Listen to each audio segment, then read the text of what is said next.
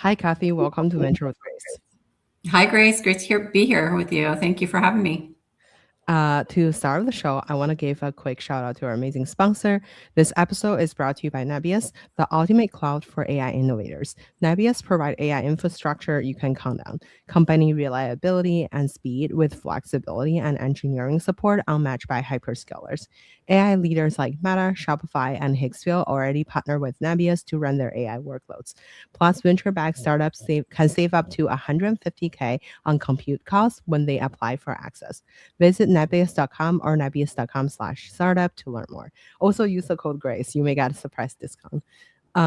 So to start off the show, I want to start with your career. So obviously, I feel like you have such a interesting career since like you started your career as a director of business dining in AMROC. So ARAMROC. Okay, I can never pronounce their name, but I Yeah, know they're the biggest. They are the biggest like food company in the food space. So maybe we could start with like, what were, and then like, obviously you have amazing career at ADP, Abbott, and then now you're the CEO of Sequoia One. Maybe we could start with like, what were some core lessons that you've learned early on in your career, kind of shape you into who you are today? Sure. So, right, I came out of college, went to the hotel school at Cornell. So that's why I was in business dining when I came out of Cornell, and worked for ARAMARK and moved to New Jersey after college to start my business career with them, and worked for them for a couple of years, and then decided that I wanted to do something a little bit different. And I was talking to a friend, and she was like, well, I was interested in sales and HR. Mhm. And she said, well, if you're interested in that, you should come work for my company, because we do payroll and HR type stuff, and they'll train you, and they've got the best sales training in the world. So that was ADP. So I interviewed and I got the job, and I started selling payroll door to door in New Jersey to small businesses. And that's Wow. how I started this career in HR and payroll benefits and everything else. So thought I'd be there for about 5 years, and learned that I was able to do other things. So typically at the time, salespeople just were salespeople for a long time at ADP, and a lot of people didn't make the switch over to operations or other parts of the business. And so I thought I was just going to be in sales, and I had this awesome opportunity to go into marketing. And so one of the early things that I learned in my career is that I had this impression that you had to have an MBA to go to marketing. And what I learned is that I had a lot of skills from selling that were marketing related, and I could translate that into marketing, and the people in marketing hadn't sold necessarily. So we had a great synergy working together when I got into marketing. But I learned that I had some limiting beliefs in what I thought I could do early in my career. And that was one of the first lessons I learned, that, I had this belief that I had to have my MBA that I didn't have at the time. I have it now. But I thought that I couldn't ever, get into marketing without it. And what I learned is I had a lot of transferable skills that were valuable there, and really enjoyed that. And so that limiting belief kept coming up in my career. I would think, well, I can't do this yet, or I can't do that yet, until I realized that, you have a lot of skills that can be transferred, experience can be transferred, working hard, executing, delivering results, being a team player, being somebody who, helps advance the business forward is valued as much as the actual skills. So that's one of the big lessons I learned early on, is don't have those limiting beliefs that will hold you back and cause you not to, be able to advance and to get the things that you want. And the other thing I also learned with that too is, because I had some of those limiting beliefs, I learned to ask questions to make sure that I had opportunity. And it's kind of that saying, if you don't get the shots, you don't take. And so there were times in my career that I asked key questions that actually turned into big opportunities. And if I hadn't asked those questions, like, hey, would you consider me for this job? I wouldn't have gotten the job. So you have to, watch the limiting beliefs and make sure that you're not holding yourself back by making an assumption that isn't true. I love that. I feel like one thing you mentioned about like, I feel like having just like not having limiting belief, it's like a very, very important, because I think nowadays, like especially I want to say as just like as women, but like as like people in general, everyone have like a self-limiting doubt on like, yeah, I don't think I can do blah blah blah because of XYZ. But a lot of it, it's like actually you made up in your own head to like kind of stop yourself from growing. So I wonder, at what point did you feel like, oh, I'm gonna be a CEO one day and take on these like leadership position? Yeah, so when I was in sales at ADP, it was very regional. So we had these regional offices, several hundred people per office, and there was a position in the office that was the top position. It was the GM, or the general manager. Mhm. And I looked at that role and I thought, well, that's a role I would like to have someday, because I was kind of aspired to leadership positions in high school and college and Mhm. leading different things. And so Mhm. I was like, that seems like a really cool role, but I didn't know how to get there. And so it was in the back of my mind, I want to be that. And Mhm. I'm a big believer in like manifestation and like thinking Mhm. about where you want to go and how your brain, like the Mhm. neuroscience of brain, that, brain thinking and how you think that gets you there. So I might have had that seed in my mind for a long time, where I was moving in that direction, but I just didn't know how to get there, like with a plan, or what steps I would really have to take.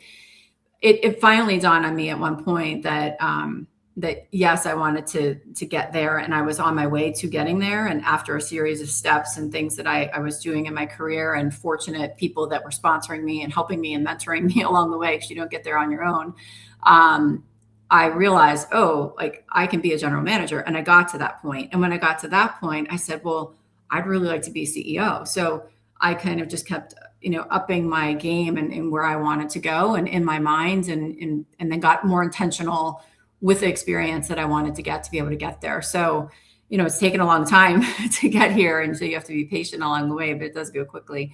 But, there was a point at which I realized I'm starting to do the things, and I started to figure out the things that I needed to gain experience in, and to prove that I could do in order to get there. And then it became, a much more intentional path of saying, okay, this is where I want to be, and now I have to really, make sure that I do the right things to earn the right to get to that level.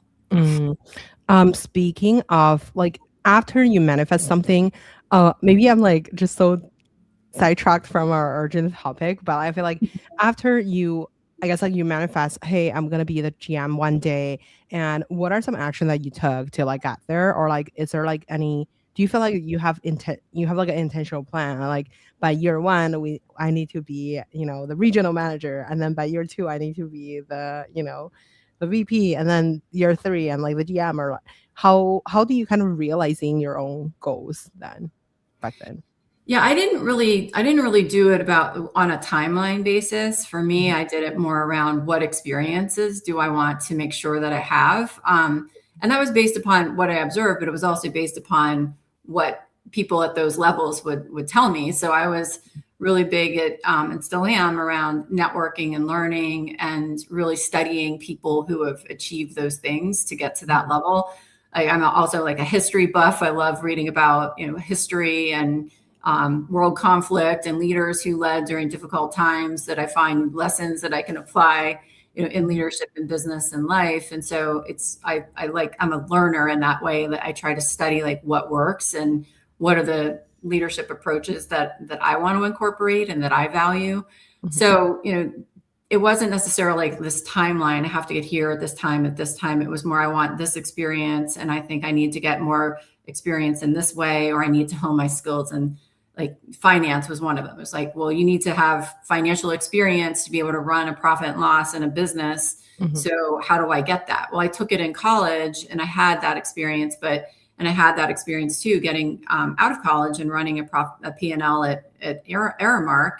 So I was running, the business that I was assigned to, but then I went into sales, and it had been a while since I'd run a P&L before. So, I needed to kind of go and freshen that up in order to say, okay, I'm ready again to, get to that level of running one. So, there were points where I had to go and say, I need to hone this skill, or I need to do a better job at networking here, or I need to, you take the feedback I get during reviews and discussions and get better at this, like making decisions more quickly and more decisively, and being okay with that, or like being better with being uncertain about something, but you have to march forward, or being real about something that didn't work well, and then how do we pivot, and how do we change, and how do we execute to get to the goal. So there were different skills, different people that I need to meet, different kinds of ways that I was thinking that I had to make sure that I was honing Mhm. to be ready for the next level I wanted to get to. So,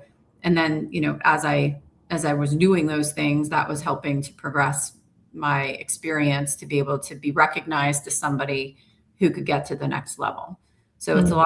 a lot of different factors, but I didn't do it on a timeline. I did it more on like what experiences did I need to hone to be able to get there. I think that's such a great point, as like you need different like experiences and skills for you to get to the next level. And then speaking of that, like what would you identify as one skill that you're constantly trying to get better at yourself?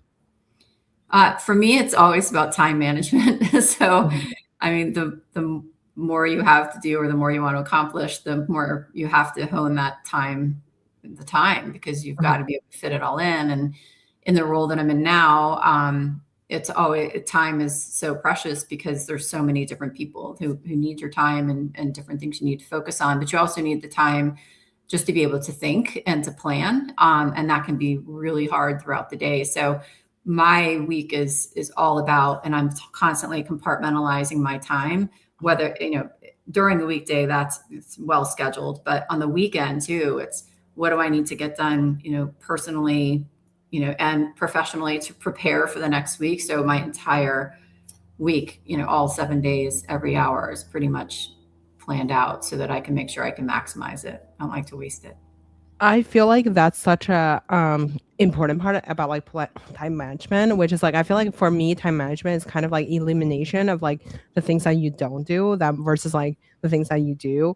And I wonder, so speaking of, I guess like your own career, do you have like a personal board of advisors, and how do you kind of like build one for yourself? Yeah, I absolutely do. Highly Mhm. recommend it. Mine have developed in a number of ways. The first way was at ADP because we had a fantastic, we had all kinds of ERGs there, employee resource groups, and one of them was the Women in Leadership group. And so that was where I formed really tight bonds with several women that I'm still friends with today and still very actively friends with. So that's a great way to build that kind of board of advisors, find some sort of affinity group that you're with.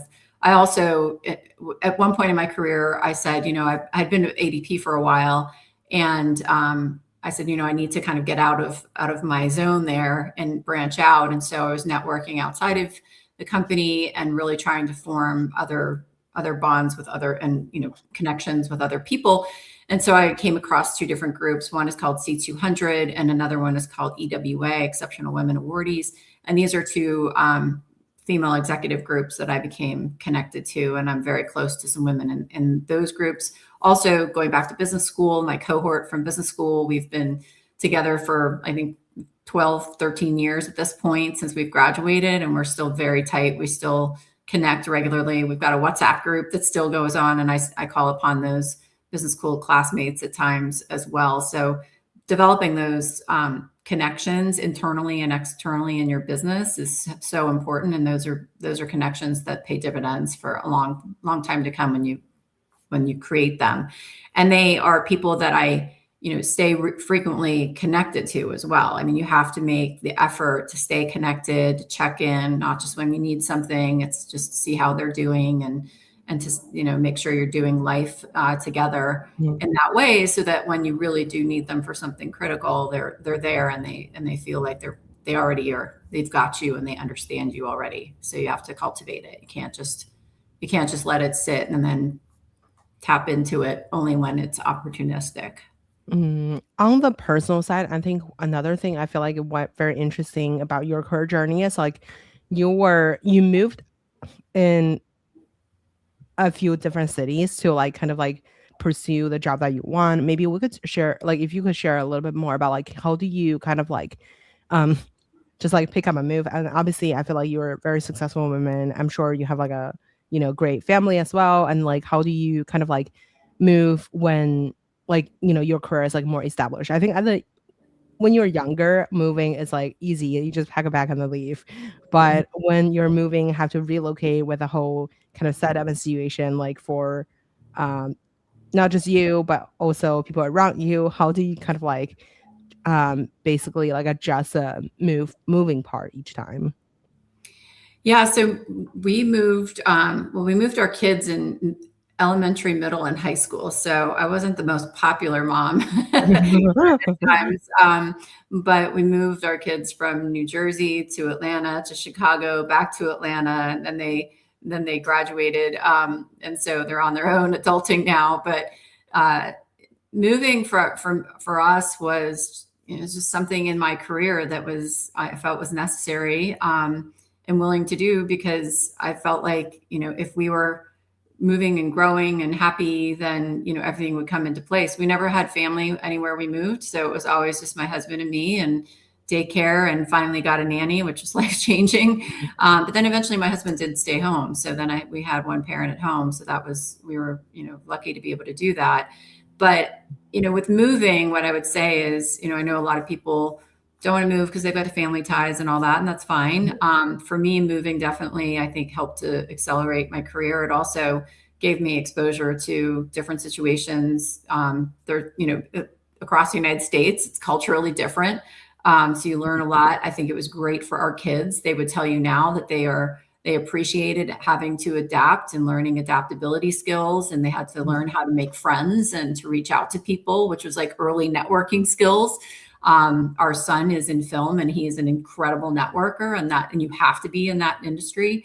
And he'll attribute that to like having to move and having to make friends and having to get out of his comfort zone over and over and over again. And it's the same for us. My husband and I, we both grew up in the same place for all of our life. And so we had to learn those skills too, but it's been a fabulous life to be able to say, like, we've got friends everywhere. We know different parts of the country. We're now living in Arizona. That's the furthest west we've lived.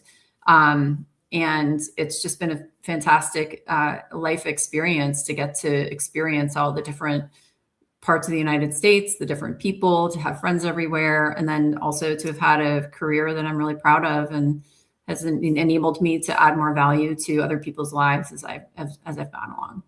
I just like literally feel like another thing that I don't know if you consider as your own strengths, but like for me to like observing you, being the CEO, as well as like, interacting with you, I feel like you're such a like kind and then like down to earth human being.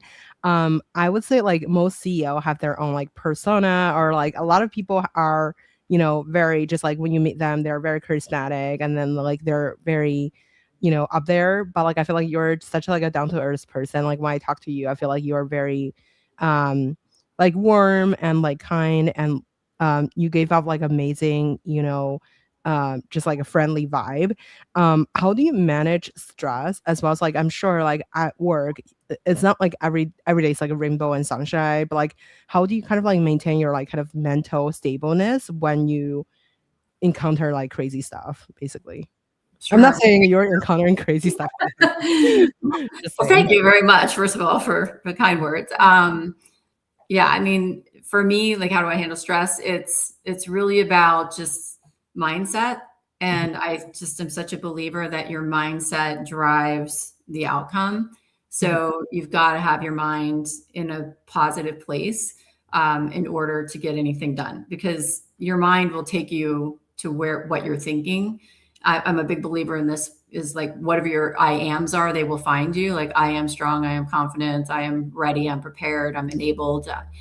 Those are the things that drive me. So when things are getting stressful and when, there's chaos, I just try to reset on, okay, what's the most important thing to do? We're going to be able to get this done, have this positive mindset, start writing things down that I need to like kind of get off my mind. So like declutter my mind so that I can focus on the task at hand. And then, there's always the way to frame things of like, what's the worst that can happen, to try to put things back in perspective, because we see that like things in life happen that are so much more important than some of the things we think that are the most important in day to day. So just try to remember, like, what's the worst can happen. That's not going to happen. The mindset is we're going to go and, do this, and we're going to figure it out, and we can do this together. And no one person is going to figure it out on their own. And if you have that kind of great team around you or great support system around you, you can rely on that. And that takes some of the pressure off too. But at the end of the day, if that doesn't work, a nice healthy pint of Ben and Jerry's does wonders. So What's your favorite flavor though? the Tonight Show dough. Oh my Yeah, God. Yeah, that's like I feel like that's the one with the most amount of calories, which is the one probably. I like. Yeah. I feel like I always pick the highest calorie ones on accident. But I wonder when you're thinking about like okay, so I want to talk about Sequoia one. Yeah. First of all, like I feel like everyone, oh, by the way, a quick shout out to our amazing like people who commented. Hi Martha, hi Nepal, Oh, hey, hi Mark. Sri Prasad. Okay, yeah, I'm sorry if I pronounce your name wrong, but so I want to say like I mean a lot of people lurk, but like not many people comment. So like I want to shout out to people who comments.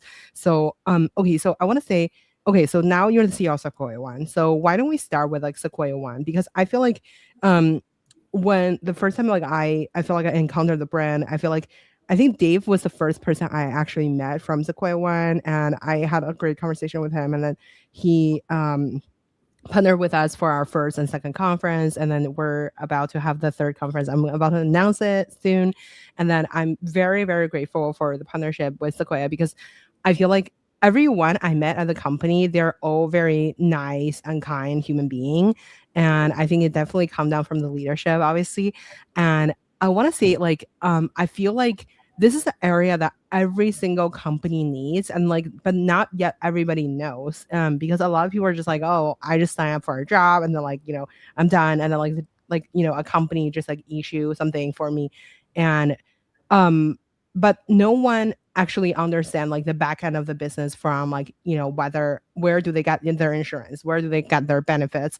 But this is such a huge part of everybody's career because of like it's a part of your life. If you don't have an insurance, if you don't have like a great benefits, like your living quality is like not good. So I feel like this is such an important part that like nobody addressed. But maybe we could start with Sequoia One as a whole, like how does the company exist, and then to now obviously you guys are the biggest player in the space for startups, PEO in general.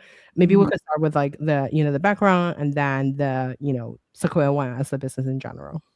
Sure. Well, first of all, Sequoia One is part of Sequoia. The Mhm, canopy is a company is called Sequoia. mhm, Sequoia is made up of 5 companies. There's Sequoia Advisory, which is the brokerage and compensation advisory practice, which is the mhm, way the company started. There's Sequoia One, which is the PEO, mhm. Sempervirens, which is a venture capital company. Yeah, Um, the partner from Sempervirens was on our podcast as well.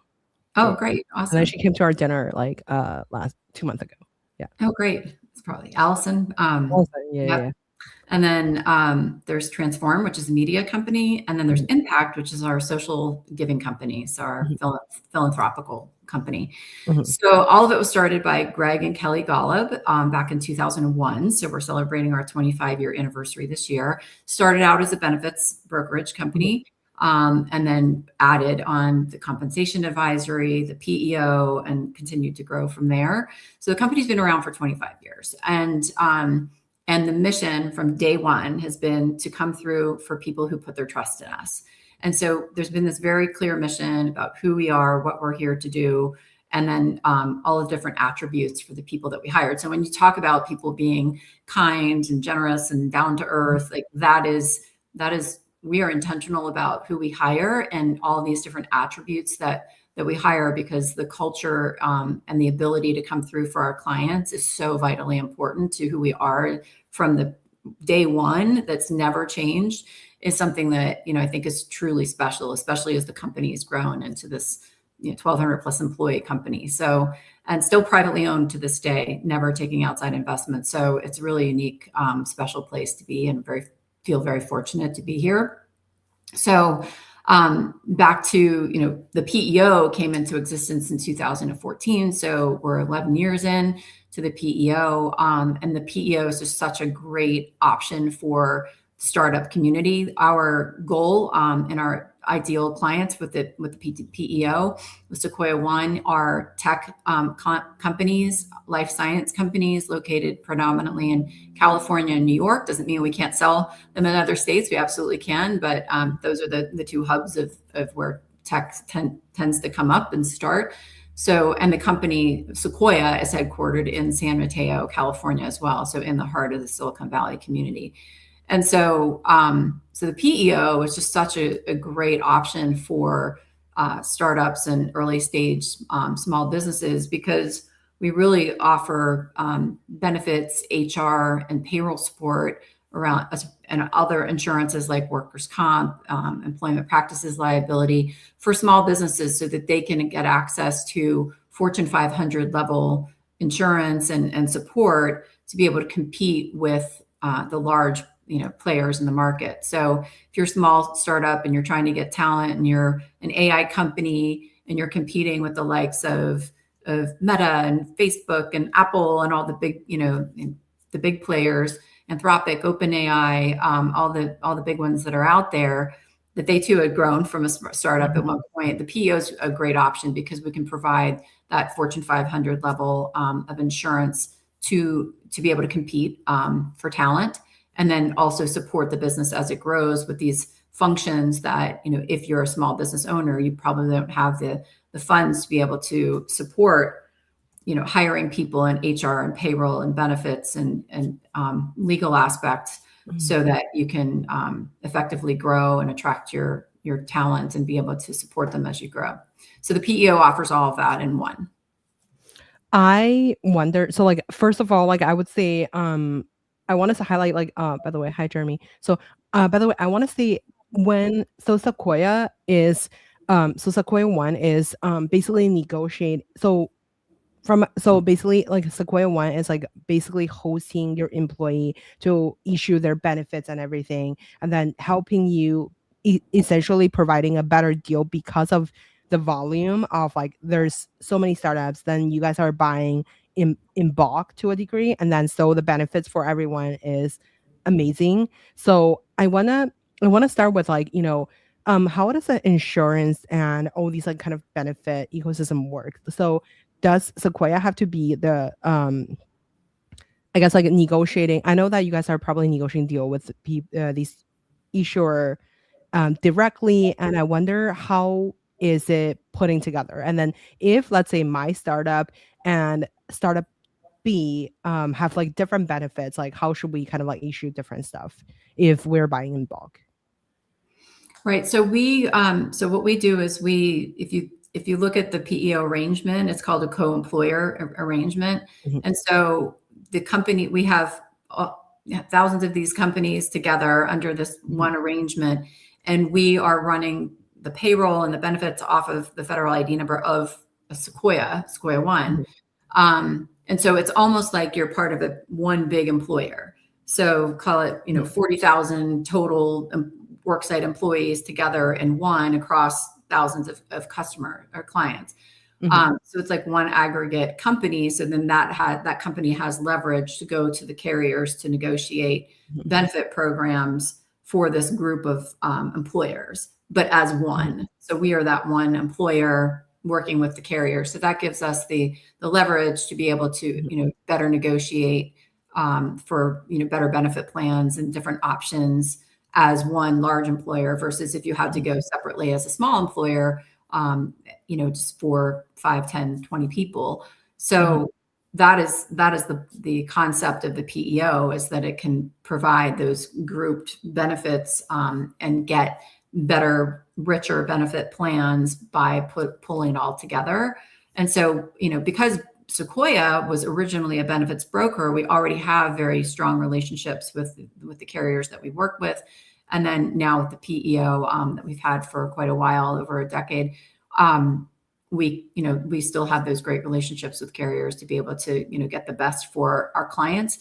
Being that we are, we're a little bit different in our PEO versus others that are in the market, because we are intentional about, serving a particular, type of industry. So the tech and life science industry, and therefore we have a more, predictable type of pool of people that are in that realm that we, can then go to the carriers with and have more, we have a design for our plans that are very intentional for that particular type of market and the demographic in that market, so that we can, get the best and optimize those plans for our clients.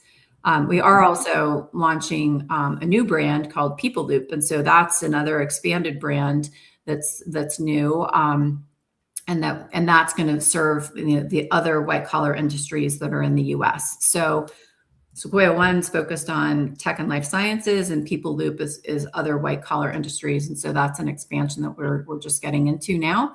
We're really happy to expand to be able to serve more clients with the great service that our team provides and that we're known for, and predominantly is how we've grown because of our service and the strength of our amazing team members and the expertise that they have and the ability for us to keep them so that they grow that knowledge and that expertise, not only in what we provide with HR benefits and service, but also we have the expertise in the client and the types of clients that we have. We get a lot of referrals from our clients, and they take us with us to the next company and the next company and the next company that they go to, because we've been able to provide such great service to them and value to them as they've grown their businesses. For sure. I feel like I don't know. I feel like I need to like brag it for you guys, because you guys are working with a lot of the most advanced like AI companies. Like when you can imagine like all these like tier one AI labs. So and then I wonder, maybe we could start with like, I think at the very beginning of your career you were in sales, and then maybe we could start with like, when you were selling door to door at ADP to compare to now, like at Sequoia One. So I guess like, how do you reach the most I guess iconic startup when they're early?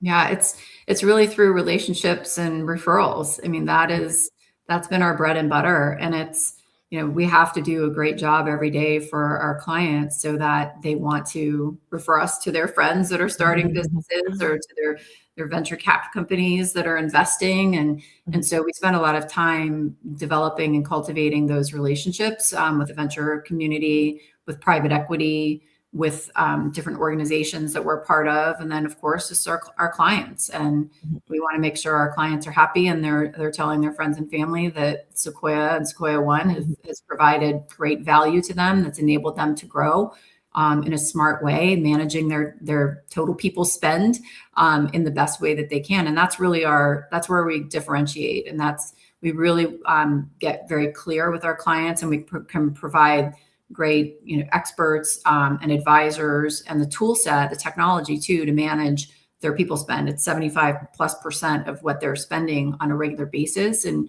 for startups, it's incredibly important for them to know, like, are they paying their people within market? Are they, how do they design their compensation programs and make sure that their benefit programs are competitive, so that they're not burning through cash too quickly, and they're assigning their equity to give them runway for the future as they grow. And so those are all the different ways that we help these startups make sure that they've got a good solid start, especially on the total people spend, their HR, their benefits, so that they can compete, they can also manage their financials better, and then enable them to have that longer runway for the future. So that's some of the differentiation that we bring that's unique in the market, and why these tech companies choose us is because we've done this over and over again, and we've taken these incredible innovative brands from startup all the way up to IPO. As a professional CEO, like by professional I mean like, I'm not saying other CEO are non-professional, but like I feel like you have been in the industry for so long, and then you have worked at these like other iconic companies before Sequoia, and I wonder like, how do you kind of manage your own team? Because I think like now you guys have so many different departments, and then under Sequoia One, you guys are serving these like tier one clients. I guess like, how do you maintain the relationship at scale? And then when, let's say I'm onboarded by Sequoia One, and what would be our next steps? And then how frequently do we kind of like work together to figure out the best way to attract talent and like, maintain talents from the benefits as well? And then also maybe internally, like since, there's advisory as well, and then there is the venture arm, like how do you guys kind of internally collab with each other department? Also, hi, Dave. Hi, another Dave. The Daves.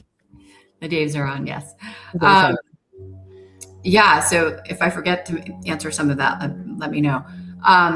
But collaboration and teamwork are just fundamental to Sequoia. Like I've never worked at a company where the team just comes together so quickly and effectively to serve our clients. And there's just this constant sharing of information and communication about our clients so that we make sure everybody's on the same page. Because when you offer a wide range of solutions, like whether it's payroll, HR, benefits, talents, compensation, there are a lot of people that get involved with those clients to make sure that each expert can lend a hand to the client. So collaboration and teamwork have to be paramount to what we do every day. And so that's something internally that's part of our fundamental DNA. That's what we hire for, people who are like that. We're very low ego, humble, all about teamwork, team incentives, serving the client, very clear goals and expectations. So that's just fundamentally how we work internally. And then with that culture and the strength of our culture, we think that also comes through to our clients and our way, how we can, work with them to enable them. So when coming on board with Sequoia and Sequoia One, we have business consultants. So those are like our salespeople, and they are the ones who develop the relationships, and they are the ones who cultivate bringing on new clients. But the difference there is that once the client is on board, that business consultant stays with that client for the life that they're with us. So they are a constant in that client's journey with us. And then we bring them into onboarding, and then we assign them an HR business partner and a payroll specialist. And we have people who support them on technology and making sure that they're using our technology and getting the most out of it.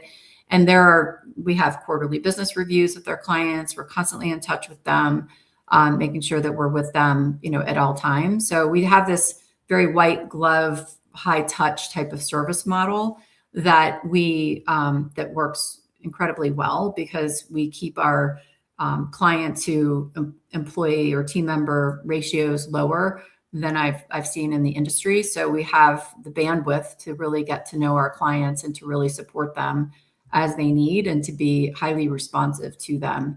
And it's that continuity of service that makes the difference. Sometimes you get peaks and valleys of service, or if there's something going on with the company, and sometimes it's good, sometimes it's not as consistent. But the thing that I think we do very well is that consistency of service and the level of service that we can give to our client based upon how we have it structured internally. For sure. I wonder, so when I guess since you guys have tech and life sciences, okay, so for the startup founder that are listening, how early do you feel like they should be in touch with Sequoia? Because let's say I only have 2 employees.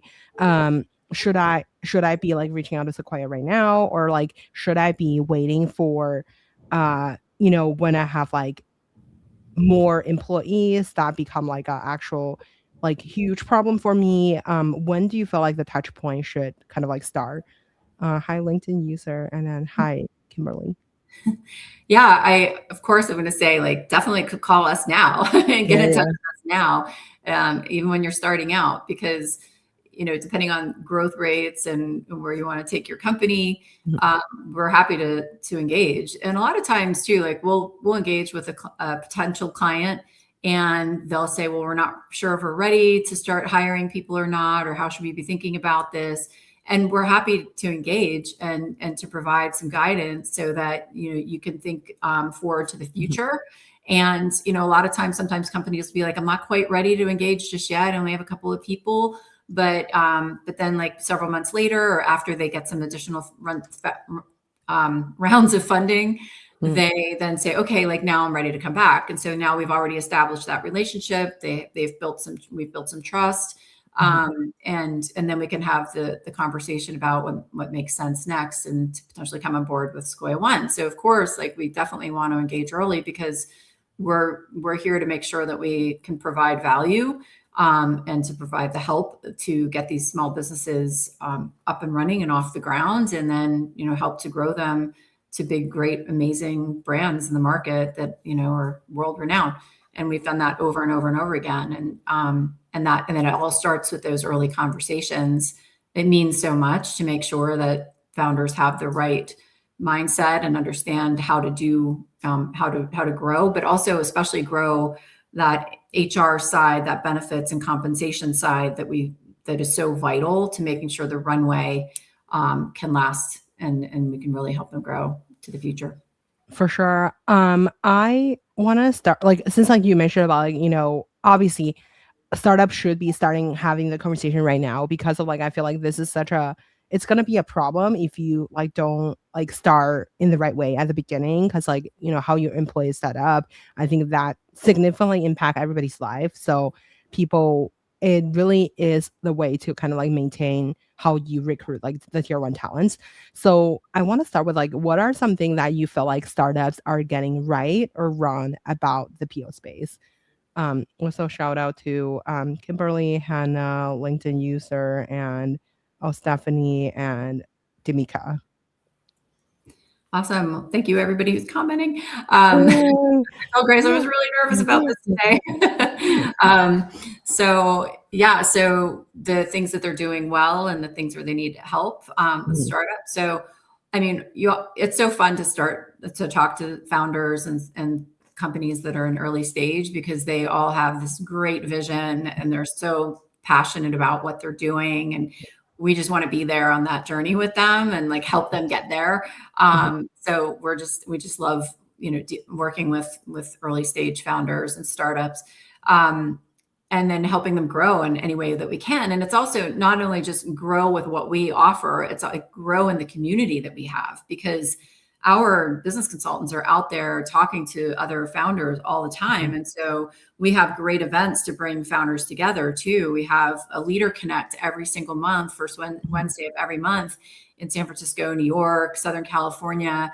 And we invite founders and startups and early stage companies and very established companies and leaders of those companies come to these Leader Connects that we have. So look at Sequoia Leader Connect as a way to connect, because we've got this community that can help founders connect with each other. So it's not just the services we provide, it's that entire community that we offer and that we've been doing for 25 years that's helped so many early stage companies grow. And we were an early stage company at one point too, so we know what it's like.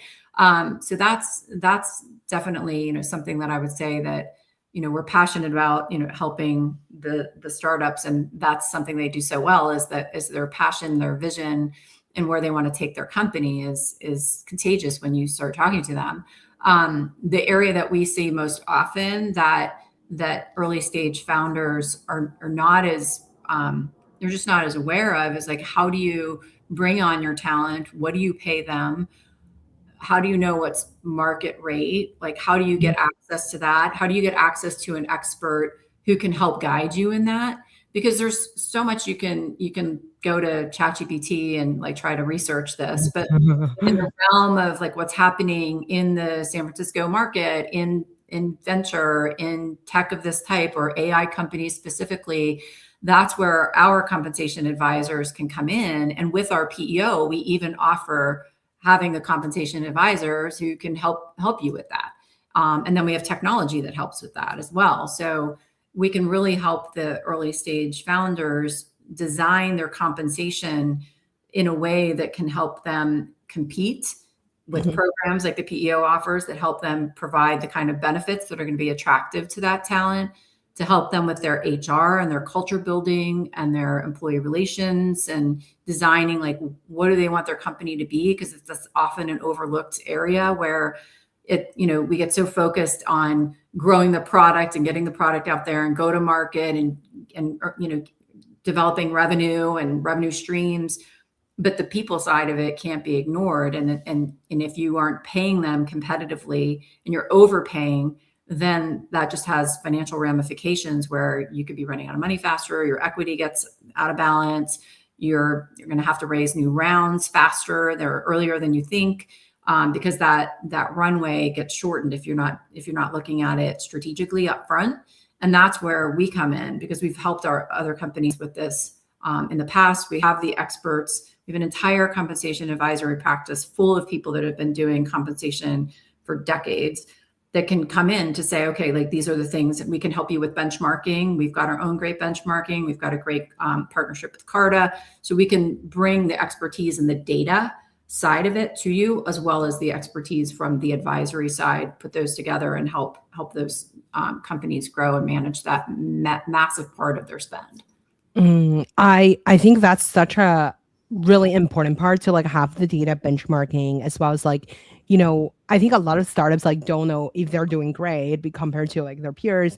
Obviously like, you have your own like kind of like ways of operating a company, but I think many of the founders, especially the younger founder, they are kind of like really seeking the advice of like more experienced experts in these areas, because I feel like Sequoia one's like serving as kind of like an outside counsel as to help you grow your business, so incentivize people to stay for longer, as well as like be more incentivized to work, because in the end of the day I think how you motivate your employee is like extremely important part to help you accelerate the speed of your own like company growth. In the end of the day, it's like I remember like once in grad school, like Bill Marriott came to our school and then talk about like how they kind of like run their hotel, because I think he have like a great line of like your employee or the people who are serving the clients, you have to treat them really really right to make sure that they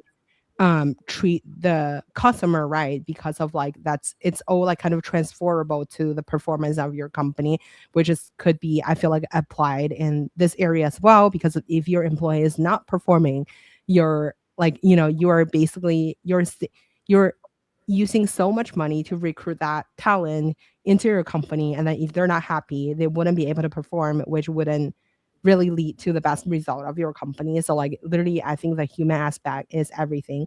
If everybody is like hating on their insurance, like they probably wouldn't, if they can't get like a dentist appointment or something, they would be like very very not well performed at the job. So I feel like this is such a area that's like extremely critical and people sometimes like tend to like overlook. I want to also like a quick shout out to Becca, Martha, Jonathan, Blair, Hannah. I also want to give a shout out to obviously Dave, Chris, and Shane. I feel like they are definitely superstars of the company, and we just did a dinner last week together with Chris' team, and then previously it was like with Dave, and then obviously Shane's like amazing are amazing like supporter as well. And I feel like all the founders love meeting them, and I feel like they always bring the most like friendly and like kind and supportive vibe. The last segment I want to talk about is like, when if you are, maybe this is like something I came up right now, but like if you're a startup founder today, like what is the best setup for your company in terms of like PEO? So the best setup we would say is to come to a PEO because Yeah. we provide all of that like back office, like talent and benefits and compensation support and payroll that a founder doesn't really want to spend their time there, because they need to grow the business and be out front and meeting with investors and potential clients and really be like out in the field, so to speak, and not worrying about all the day-to-day with how to manage payroll, benefits, talent, compensation, et cetera, insurance. That's not usually their forte, right? So like, let us do all of that. That's our expertise, and we do it for thousands of clients that trust us to do that for them. And we talk to the employees of our clients as well. So one of the best compliments we get is when our client says, "You are an extension of our team. You are just part of our team." Because if we can get to that level of trust, then we know like we're operating as though we care about their employees as much as they care about their employees. And so that's really our goal. Like, we really want to be infused with that founder and with their company so that they can worry about the things to grow their business and to help them, extend their runway up to IPO, and let us worry about the back office stuff and managing the administration and the insurance and the compensation, and help them design that to give them that foundation and to give them that trajectory for success. So the PEO it's an awesome model, and it's nationwide. So, I know we talked about where we have concentrated historically, but we are expanding to white collar businesses across the United States too with People Loop. So, it's a great model for small businesses because, the expertise that you need to be able to manage all the different parts that we've talked about today is not something that's, necessarily affordable for a small business as they start. And so an outsourcing option like a PEO is a great option. And the thing that makes us unique too is that once, there's a point at which clients or companies will kind of outgrow the PEO and say, okay, we want to take some of HR in-house. We want to start hiring for HR. We want to start, we're getting into the several hundred employee realm. And they say, okay, maybe the PEO and like changing our insurance strategy, et cetera, is the time to do that. Because PEOs, they can scale. We can scale 500,000 employees if you want to, but at some point, like financially, companies, choose a different path. We can still stay with the company because we can then provide all of the benefits insurance and the compensation guidance. And we even provide, the ability to do even greater outsourcing, but they can stay with us. And that's why we have these clients that have stayed with us since inception all the way up till they're big, because we continue to be their benefits provider and their compensation advisor as they go forward. And we also offer other risk insurances too, workers' compensation insurance, cyber, all the different kinds of insurances too. So I wonder what would be like, since like, obviously I think using Sequoia, you can avoid a lot of these mistakes, but what is it like the number one mistake that you felt like the startup founder typically make about this arena, basically? Yeah, I keep going back to compensation, but compensation is not easy. It's hard to know, like, how do you get the best talent at a rate that isn't going to be, or that is going to be sustainable for the future. You might hire your first engineer and you got to get that great first person on board, start building out your product. And everybody wants to get the best one to stick with them for the long term. And you might over index a little bit on what you're paying them. And if you keep doing that, then you get to a point where that's not sustainable and scalable. So we come in to say, okay, let's take a look at where you're hiring, who you're hiring, what you need, what's happening in that environment around you, what are the benchmarks, so that we can make sure that we have a smart strategy. And of course, we align to how aggressive the client wants to get with compensation, but we can at least give the data and the guidance and what we've seen in the industry over and over again with working with thousands of clients just like them, to give them, kind of the right sizing of their compensation so that they don't over index to the point where it doesn't become scalable. Is there any statistic on like how many first actually leave in like a month or something? I'm sure there is, but I don't know it off the top of my Like head. this is like speaking of, because I feel like when you hear about these press article about like, with like a really huge tech company hire someone for like $100 million, like I feel like those are just like crazy stuff. But on the other hand, in the startup land, like people do give out like crazy shares to the founding engineer or like the first person joining them. Obviously, those people are very talented and like, they are taking a huge career risk to like join this company. But on the other hand, like you mentioned, like it have to be sustainable, that like you can't offer like everybody like, 2% of the equity like right off the bat, right? So like I guess like what is the best incentive structure for people to hire and scale at the beginning? Well, I think it really depends. I don't want to be vague, but it really depends. But it's going to be, of course, the mix of cash and equity, and like what is the best for that company and what they want to achieve and who they're competing with.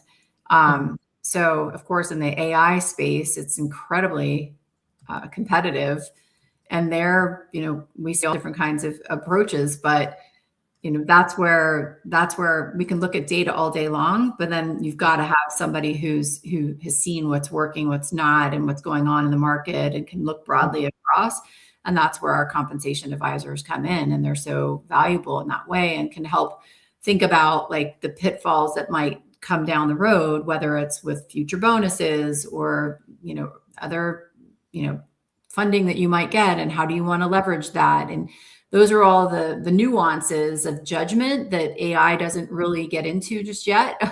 So, you still have to have that human in the loop to be able to give you that broader perspective to help you, choose the right paths that are going to make the most sense. And we can design all the structural elements to pay bands and levels and, how that grows with titling and all the rest of it. But it's really sometimes more subtle, nuances of like, well, what's happening in your market and who are your competitors and how can we kind of hone in on what's happening there so that we can make the smartest decisions possible. And we have the tools and the partnerships to do that. And of course the experts to do that, to help them figure that out. But without that, it's, just, taking a guess, best guess possible. And that's where we see sometimes things get off the path.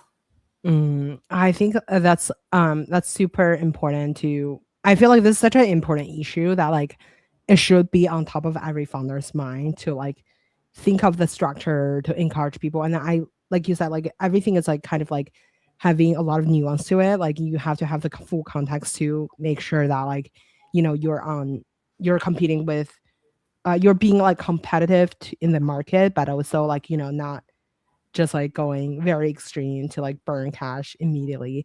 Yeah. I want to be mindful of the time. Maybe we do a quick 1-minute fire round for you. Okay. Okay. What's your favorite book? Ooh. I think I loved Daring Greatly by Brene Brown when I read it years ago. Oh, I love her. I feel like she's such a legend in the self-help space. Mhm. Who would you invite to your dinner party? Who I what? I'm sorry. Who would you invite to your dinner party? Who would I invite to a dinner party? Abraham Lincoln, great leader of his time. Lots of historical figures. Winston Churchill, big fan of Winston Churchill. Gosh, like for me, it's a lot of the historical figures for sure that I've read about. I love that. I love Patton because I love that he was a general that went right to the front. Like that's like my style is like getting out in the front and doing the things that I, expect my team to do. I'm willing to do the same. And he was right there on the front line. Speaking of the team and, being a great leader, what do you identify as your own unfair advantage? My unfair advantage? Yeah. Like, what is your superpower, basically? Oh, my superpower? I think one of my superpowers is being able to kind of read a room and to understand like the energy of that room and whether we're all like gelling and going in the right direction or if there's something just not going well and being able to sense that. So I'm big about being able to walk into a place and just like kind of feel what's happening and then adjust how I'm showing up or how I'm engaging my team to be able to kind of like change and shift where we want to go if it's not feeling good. So I think I kind of have that energy sensing power to make sure we're all like in the right mindset and going in the right direction. Beyond that, I love like organizing and getting people rallied around a vision and a place where we want to go and to try to achieve like really cool things together and have people feel fulfilled in their life in doing that. I love that. Who made the biggest impact in your career? Well, I mean, I would say that my parents, because they're really hardworking people. I have a work ethic that is from my dad because like when my friends were out at the mall on the weekend, I was mowing the lawn and cutting down trees and raking gravel on the driveway. So like I was just, conditioned to be a worker. And my mom is a learner. Like she still was with her little French, group, and she was a French teacher and she went and got her master's in French when I was in middle school and then was a teacher. And then she still like learns all the time, always reading, always like with people interacting and learning something new. So I'd say work ethic and learning is from my parents, and that's kind of who I am. I love that. Where can we find you outside of work? Eating out a lot. Outside of work, I love to travel. and love to read a good book if I get the time, but I'm usually working. I feel you. Where's the best place that you have traveled to? Ooh, big fan of Europe. Anytime I can go to Europe, I just love it because I love the history and I love the beauty of and the natural, the oldness of Europe. We go there and we say, or in the United States, it's like, here's something from 1700, and in Europe, it's something from like 3 BC. It's so cool. I love that. Time. Yeah, I love that. Well, Kathy, thank you so much for coming on the show today. It was such a fun conversation. Obviously, saying hi to Austin and Rena. Thank you so much for joining us. It was such a great conversation. And I feel like every founder honestly should start thinking about this, whether you are like on day one or day, 2000. Like, I feel like this should be literally on top of your mind to like help incentivize to keep your best people in the game, basically.